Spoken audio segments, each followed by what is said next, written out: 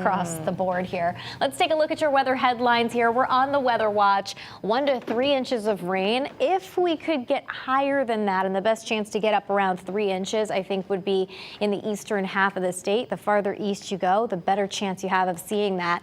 And we're not expecting damaging wind gusts statewide, generally about 30 to 40 miles per hour, but there could be a few gusts over 40 in southeastern Connecticut, in New London County, which is where you'll find a wind advisory is in effect. So some street flooding possible with this amount of rain.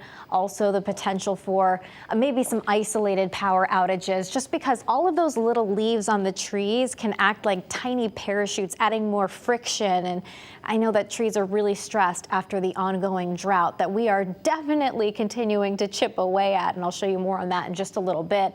But this is just one of our computer models showing about 1 to 3 inches statewide. And I think, again, even here in this area, that there could be some locally higher amounts. It's just going to depend on where those rain bands set up.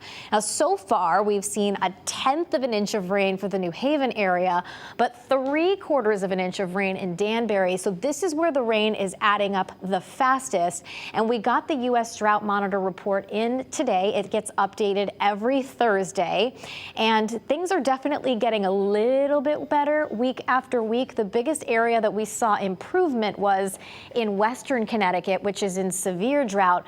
About 5% less of the area is in severe drought than it was at this time last week. We'll take it. The yellow shaded areas here for parts of central and eastern Connecticut, abnormally dry, so not technically in a drought, but still needing more rainfall to get back to normal, and still in a moderate drought for other parts of central, western Connecticut and the Connecticut shoreline. So we still do need the rainfall. I know it seems weird because we've really kind of made up for it over the last 60 days or so. But I guess we'll take it, especially since some of the heaviest will be falling overnight.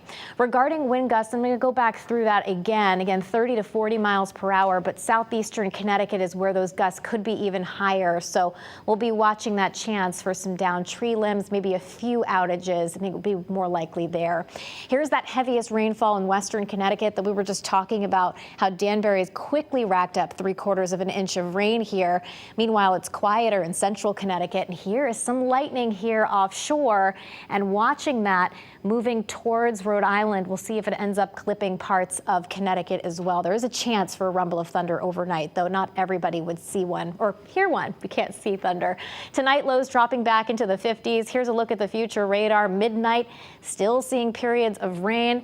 4 o'clock in the morning, but as we head towards daybreak, it will start to shift farther to the east. If you live in western Connecticut, you're likely waking up dry. Central Connecticut, still a few leftover showers. Eastern areas, maybe some bigger puddles.